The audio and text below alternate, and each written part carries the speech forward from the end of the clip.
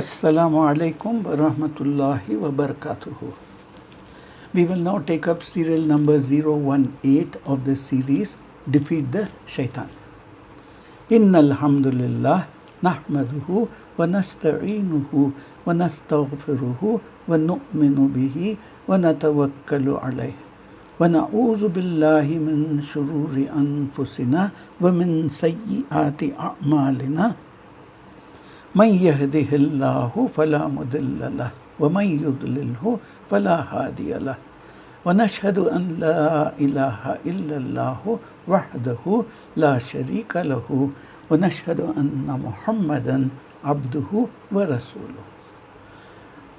We will continue with the analysis of Shaitan's speech as mentioned in the Quran.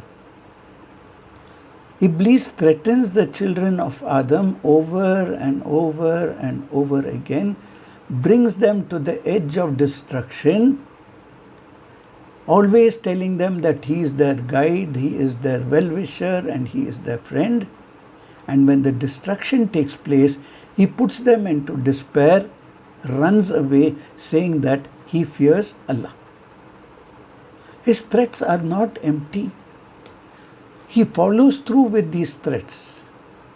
Now in Surah An-Nisa, Surah number 4, ayahs 118 to 120, the interpretation of the ayahs reads, Allah cursed him, and he, the shaitan, said, I will take an appointed portion of your slaves. Verily, I will mislead them. And surely I will arouse in them false desires, and certainly I will order them to slit the ears of cattle. And indeed I will order them to change the nature created by Allah. And then Allah continues, and whoever takes shaitan as a wali, a protector and a helper, instead of Allah, has surely suffered a manifest loss. Allah continues, he, the shaitan, makes promises to them and arouses in them false desires, and shaitan's promises are nothing but deceptions. Now see, Allah has cursed the shaitan. And the shaitan says, I swear I will surely take from your servants, your slaves, a specified portion. He goes on to say, I swear I shall definitely, surely mislead them. I shall definitely, surely arouse in them their sinful desires. I shall definitely, surely command them, and they will cut the ears of cattle. Now, does it make sense to make all these threats and the ultimate outcome is that people will cut the ears of cattle? Is the shaitan a dud? He doesn't say this for no reason. It may seem nothing to us, but there has to be a significance, and there is. What he is speaking about is one of the practices that would happen in the times of ignorance. The pagan Arabs would have these weird superstitions, especially about animals. If a camel gave birth to 10 camels in a row, then that camel is considered sacred. In the morning when the camel gets up and takes a step to the right, it is considered as a good omen. If it takes a step to the left, it is considered a bad omen. Now, how do they mark such animals to recognize them? They put a slit on their ears. So shaitan says, I will make mankind do something very, very insignificant, because to believe in such things is either a minor shirk, or based on what the person believes, it could be a major shirk. At the least, it could be a minor shirk that would ultimately lead to a major shirk. This is his tactic. He says, I will get people to do things that seem so insignificant to them, but the implications will be very significant. throughout the history, we find that something seemingly insignificant happens, ultimately leads to something very significant. One of the examples is the people of Nuh alayhi salam. And the shaitan always follows through to a stage where the people will be misguided, misled, then lead them to the hellfire through these seemingly insignificant deeds.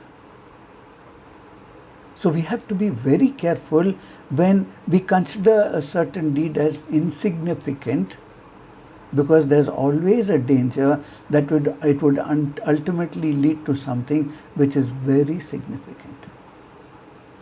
The shaitan says, and I swear that I will command them and they will change the creation of Allah.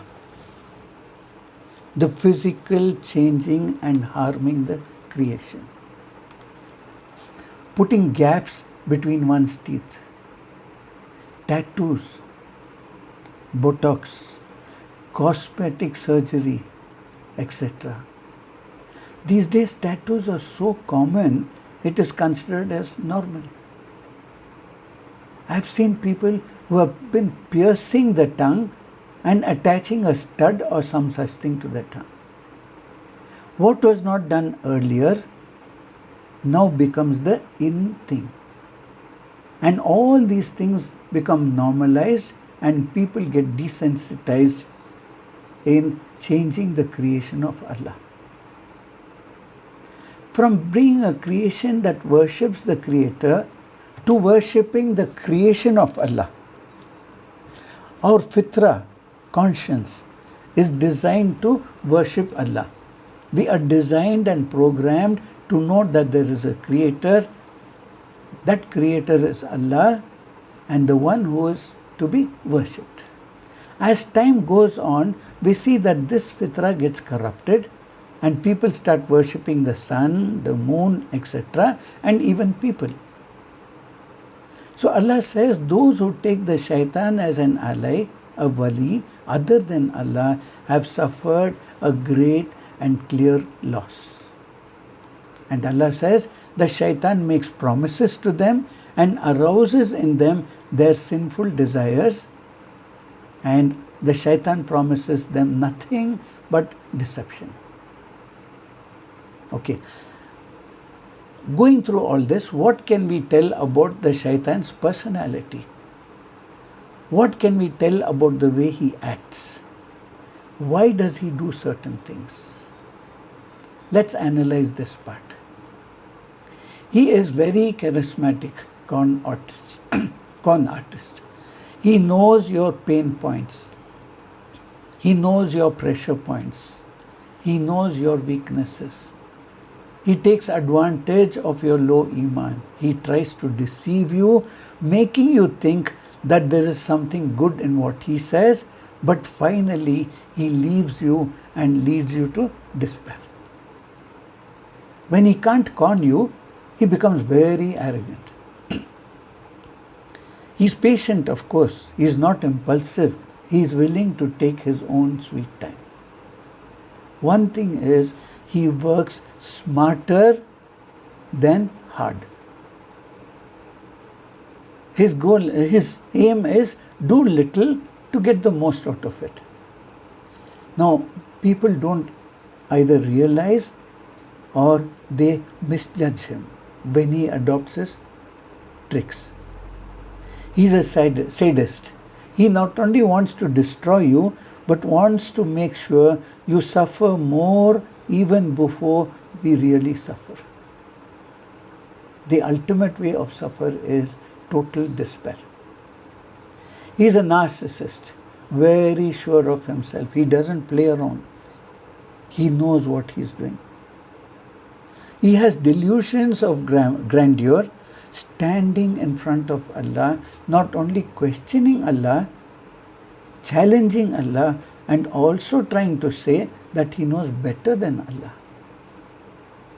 He's a psychopath. He's not concerned with his fate. He is concentrating on bringing as many people as possible with him to Jahannam. never makes people do tawbah or seek forgiveness, because this is exactly what he did. He is extremely insecure. When someone is insecure, he will try to pull other people down. You observe the bullies. Most of the bullies are insecure. And the biggest bully is the shaitan himself. He is manipulative. He can do so based on the feelings of the people. His goal is to prove that Allah is wrong, that he is better than Adam, even though he is going to be punished and destroyed in this process. The uncle of the Prophet ﷺ, Abu Lahab, was ready to go to hellfire just to hold on to his ego. When he was told that he will be going to hell and there are 7 gatekeepers at hell, he mocks back and he says, I will bribe all of the 7 and I will not enter Jahannam. Can you imagine? This shows how dangerous ego and arrogance is. Anger, jealousy, arrogance, all these are there to blind people. The more one rises in piety, the more vigilant and careful one must be about the status of their heart. Success, popularity, and fame are extremely dangerous. And remember, someone who is never a follower will never become a leader. Now, if we were to ask Shaitan to submit his resume to us, what would the resume of the Shaitan look like?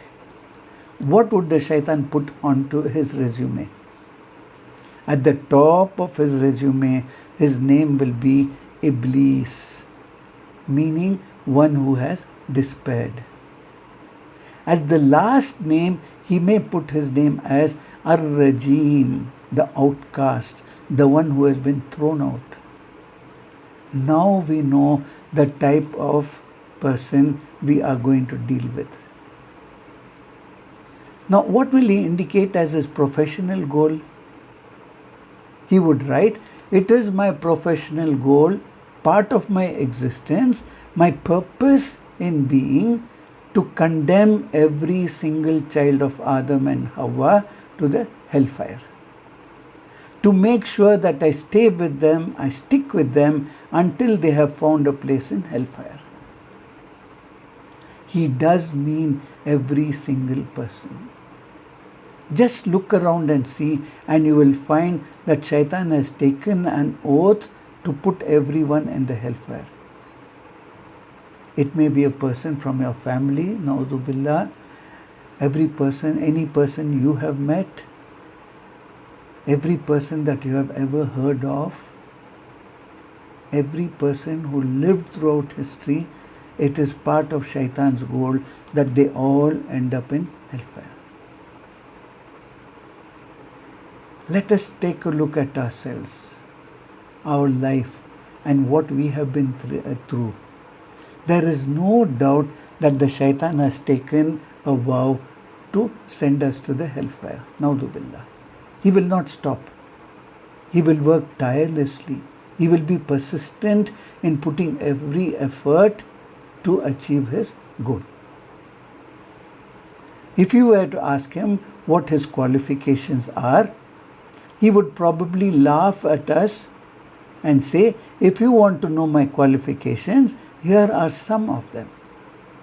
Thousands upon thousands upon thousands of years of experience I have. I've been doing this before you were born. I've been doing this ever since the existence of mankind. Thousands upon thousands upon thousands of years I have been learning, I have been trying to learn what works and what doesn't work.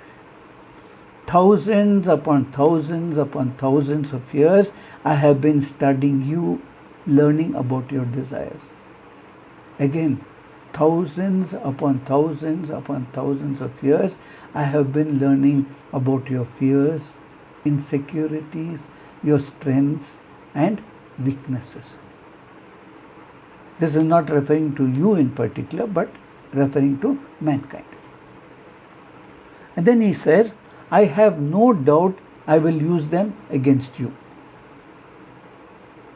Hey, you have no doubt that I am qualified beyond any person can imagine. Have no doubt I know you better than you even know yourself.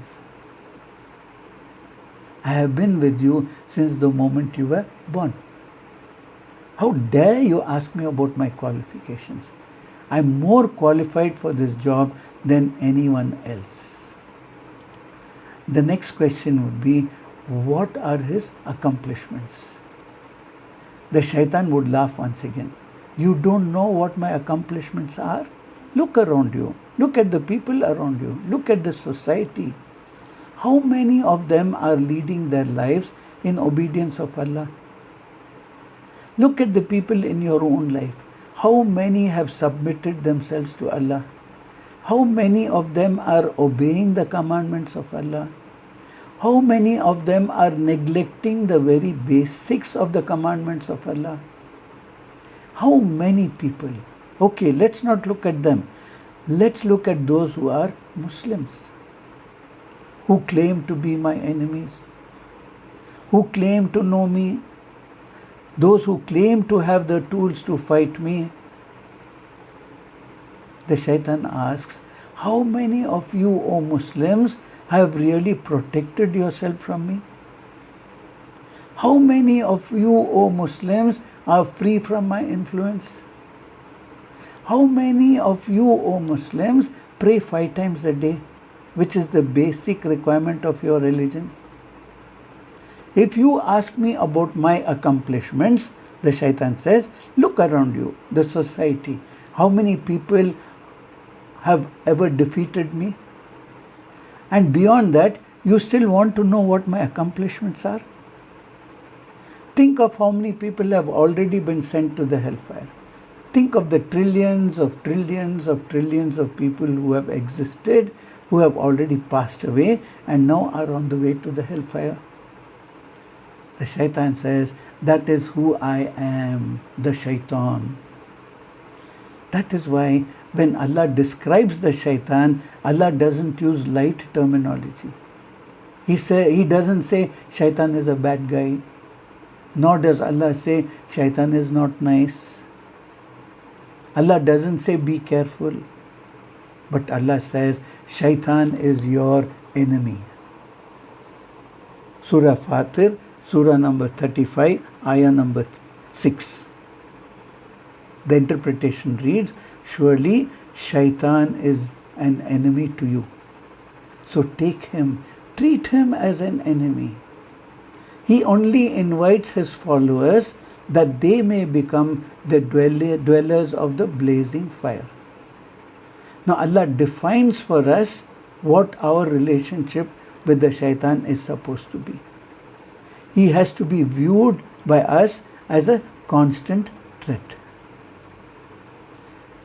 We will stop here for now, and in the next session we will ask some very straightforward questions to ourselves, some difficult questions, and see what answers we have for them. Allahumma inna nas'aluka imanan mustaqima wa fadlan da'ima wa nazar ar-rahma wa ilman nafi'ah wa aqlan kamila wa qalban munawwara wa tawfiqan ihsana wa tawbatan nasuha wa sabran jamila wa ajran azima wa lisanan zakira wa badnan sabira wa rizqan wasi'ah wa sayyam mashkura wa zamban maghfura wa amalan maqbula wa du'aan mustajaba wa jannatul firdausi na'ima birahmatika ya arhamur rahimin. Ameen ya Rabbil Alameen. Assalamu alaikum wa rahmatullahi wa barakatuh.